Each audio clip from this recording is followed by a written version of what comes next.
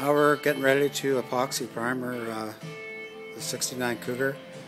Epoxy over top of the slick sand, and you can see in the door jambs there's red oxide epoxy. So we're going to make it all uniform color of gray epoxy over everything to give us a ground coat for our top coat, the original color.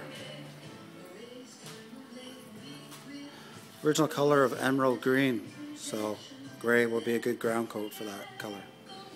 So as you can see, we got it all sanded, blocked out.